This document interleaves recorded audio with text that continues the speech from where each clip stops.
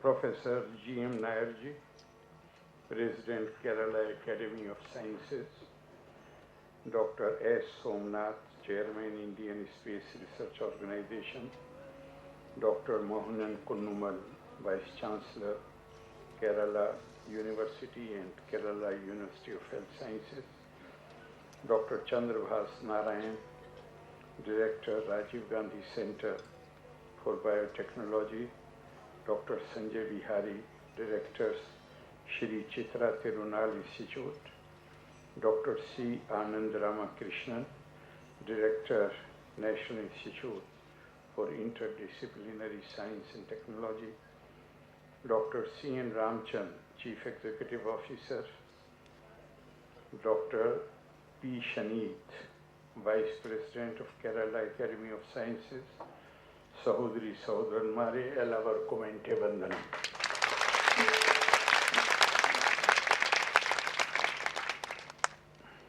I'm not being formal. I'm touched by the warm reception and gracious words which you have spoken. And I'm really overwhelmed in the presence of such extraordinary collection of talent as we see in this hall today.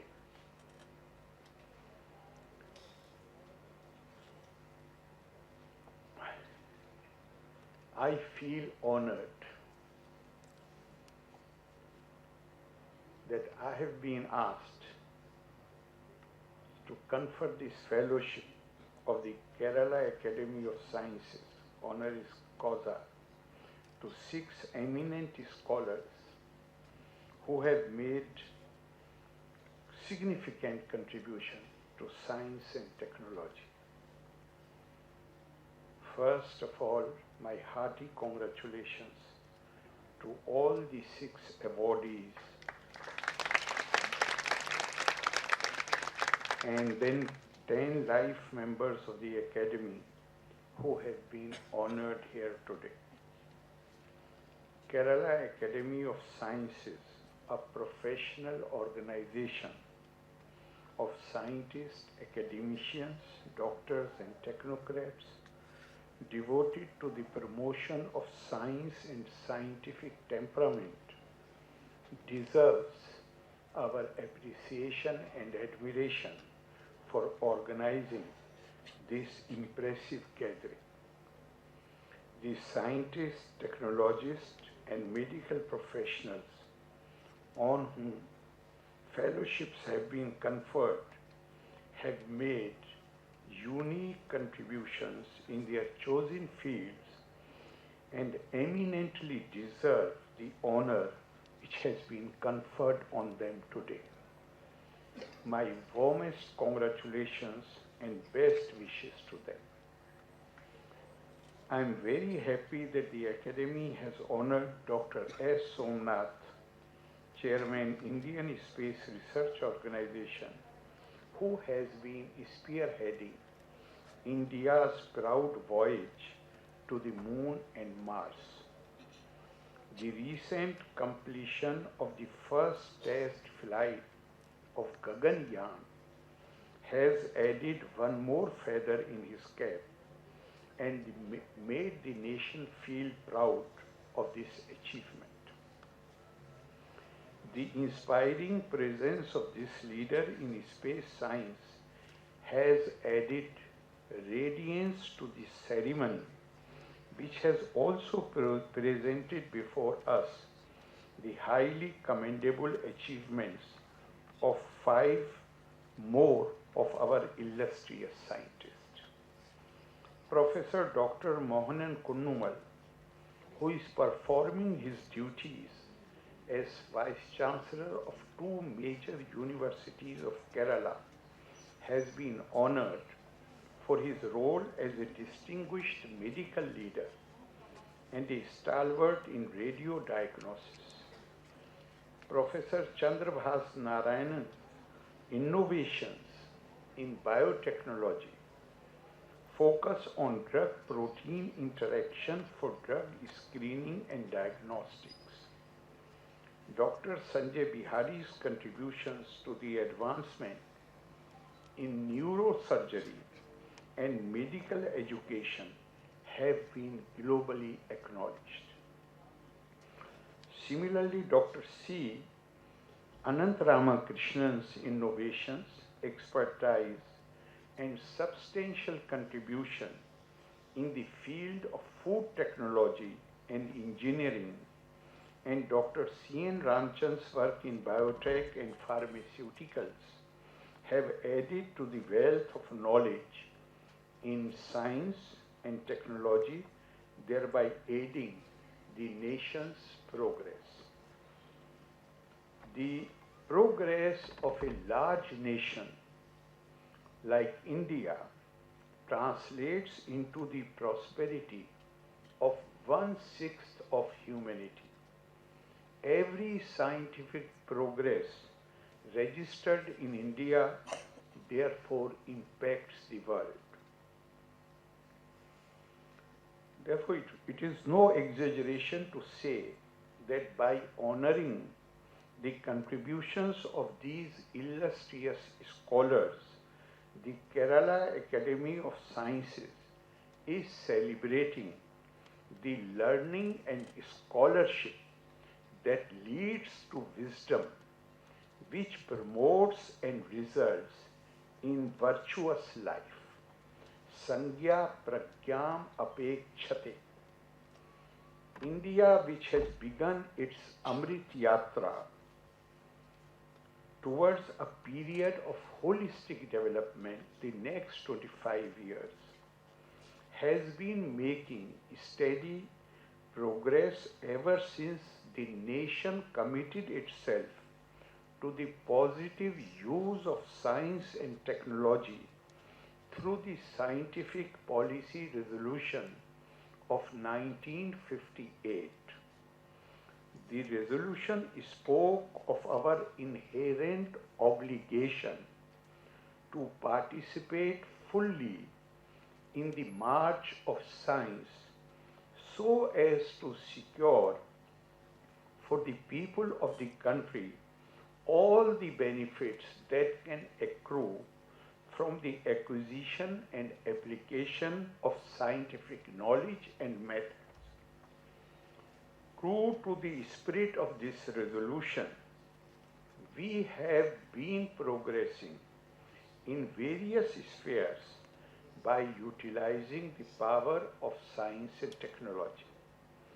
The dedicated efforts of our scientists are contributing not just to our progress,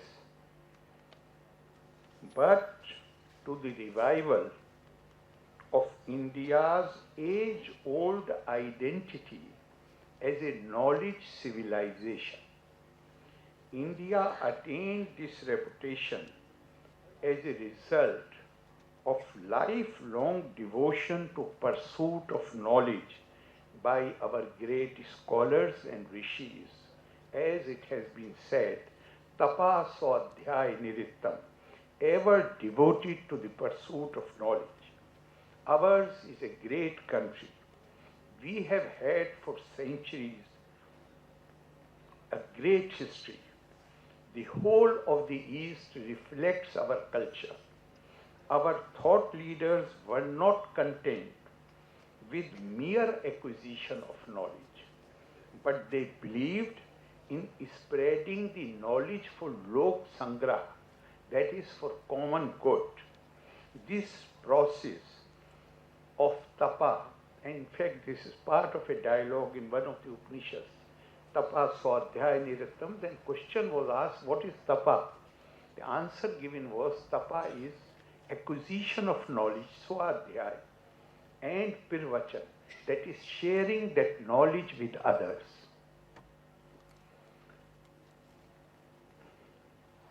In fact,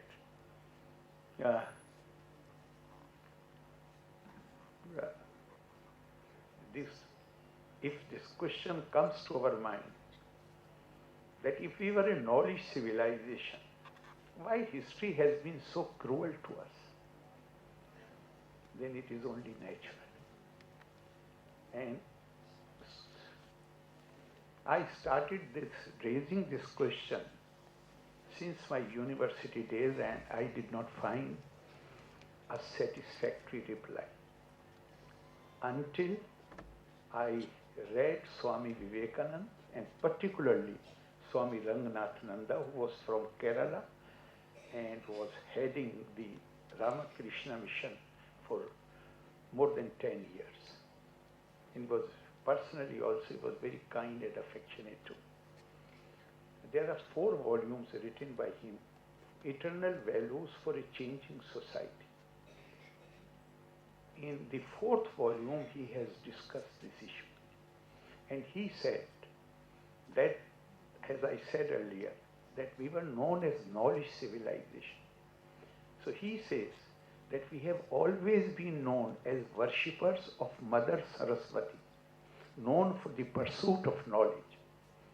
But a time came when our adoration was confined to mere lip service. We continued the acquisition of knowledge, but we stopped sharing the knowledge with others. And then he rather denied access to knowledge to large part of our people. And then he quotes from Srimad Bhagavad, Saraswati Gyan Khalv Yatha Sati.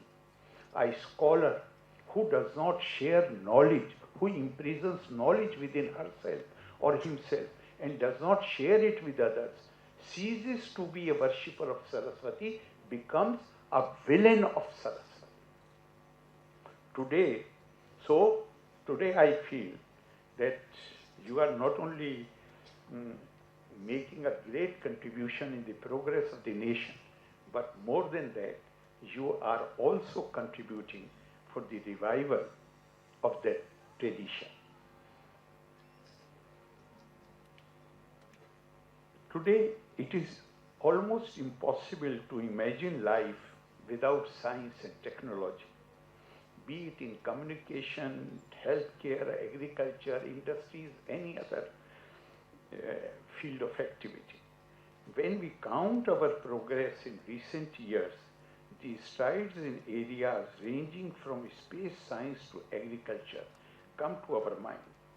The achievement of our space sector, like Chandrayaan and the Mars Orbiter mission, have a special place in the success of independent India.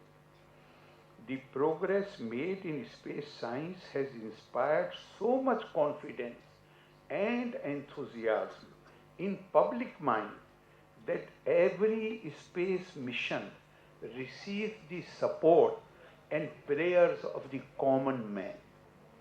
It was our faith in scientific methods that helped India to transform itself from a food deficient nation to the second largest producer of wheat and one of the top 10 countries in agricultural exports. The progress we made in drugs and pharmaceuticals is simply phenomenal. Indian companies exporting 20% of the world's generic drugs and India being described as world's pharmacy.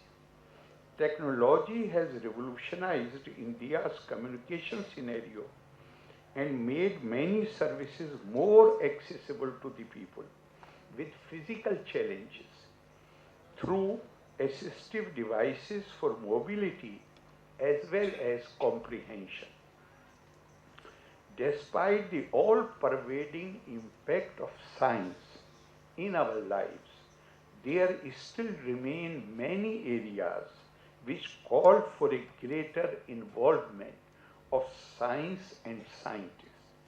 This view was best expressed by our Honorable Prime Minister, Shri Narendra Modi ji, at the inauguration of the last Indian Science Congress. He said, and I quote, "Efforts of science can turn into great achievement only when they come out of the lab and reach the land. And their impact reaches from global to grassroots. When its ambit is from journal to jameen, that is field, and when change is visible from research to real life. Since our universities and research institutions are the cradles of scientific inquiry, it would not be out of place to dwell on that matter for a while. The study of science, which reveals the infinite richness of the world, requires total devotion to research and innovation. This is possible only by ensuring the presence of the most meritorious faculty and full respect for the autonomy of the universities without any interference from any non-academic agency. I recall what our former President Dr. Sarvepalli Radhakrishnan once said, and I quote, "If this country is to participate in the march of mind in science and scholarship, universities must recruit for their staff the best of minds in the country." It is true that today India is among the top 3 nations in terms of number of PhDs and startups, ecosystems. But we need to introspect on the quality of our research output and their utility in the social sphere. I hope that professional bodies like Kerala Academy of Science would contribute to the strengthening of the research output from our universities. The citizens' interest in science has seen a great increase in recent years, and we find reports of remarkable scientific discoveries by non-scientists. Encouraging common people to involve more in science through citizen science projects may reinforce collaboration between the public and research institutes so that they could respond more positively to people's problems. Any satisfactory system of education should aim at a balanced growth of the individual and insist on both knowledge and wisdom. The pursuit of knowledge within, that is spirituality, and pursuit of knowledge of without, that is science. Jnanam Vijnan Sahitam is part of our ancient teachings.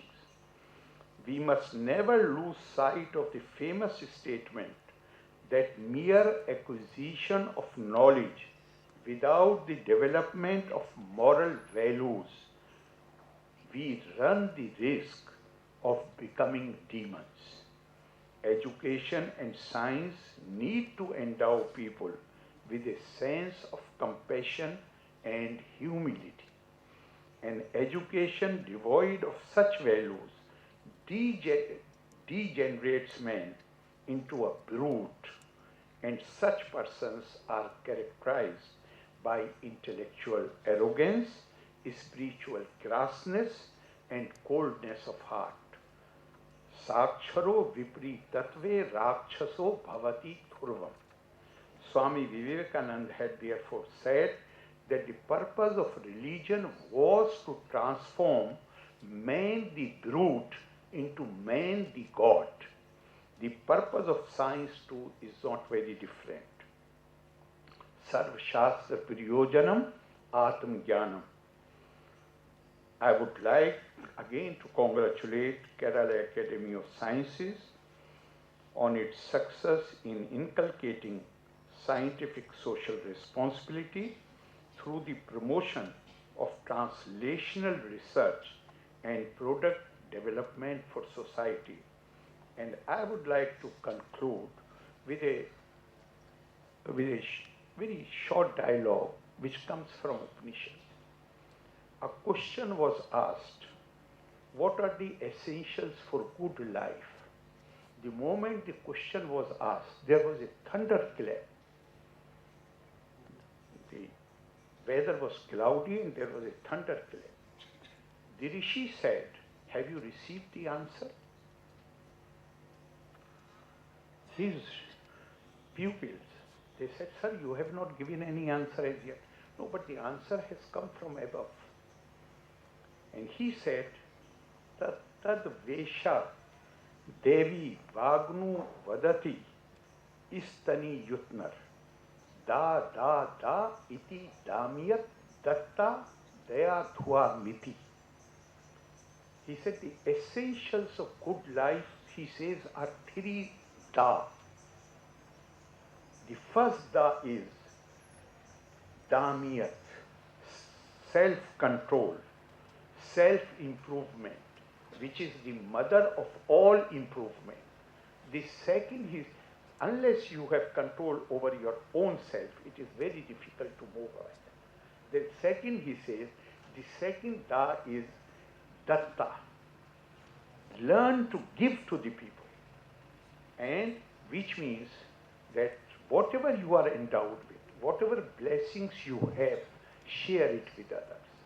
And third one, he said daya, which means that you must have the temperament of sharing the pain of others, sharing the blessings which you are endowed with. That is called dan. And there is when you try to share the pain of the others. Science, there is absolutely no doubt that science and all these people who have been admitted into the fellowship, they all are contributing towards alleviation of poverty, towards making the lives of the common man worthy of better living. So I would like to congratulate them again and give them my very best wishes, and also my best wishes to everyone who is present here and to members of the Kerala Academy of Sciences. Loka samasta sukhino bhavantu, valre nanni, Jai Hind.